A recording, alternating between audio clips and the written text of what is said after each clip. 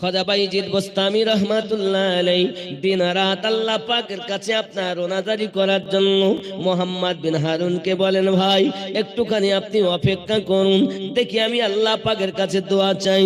হযরত বাইজিদ বোস্তামি রহমাতুল্লাহ আলাইহি তিনি আপনার দোয়া করতে গেলেন, নামাজের পাটি পেতে দোয়া চাচ্ছেন, আল্লাহ মোহাম্মদ বিন হারুনকে আপনি মাফ করে দিন। আল্লাহ পাক ইলহাম করে বলেন, বাইজিদ দোয়া আমি কবুল করতাম, তবে দোয়া আমি কবুল করতে পারি না, মাঝখানে আছে তার মা। আমি আল্লাহর হকে যদি ফাঁকি দিত, আমি আল্লাহ তাকে ক্ষমা করে দিতাম।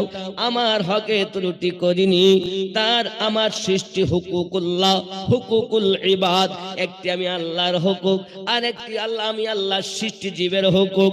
এই সৃষ্টি জীবের হুকুকের ভিতরে তার মায়ের হকে ত্রুটি করেছে, তার মা ক্ষমা না করা পর্যন্ত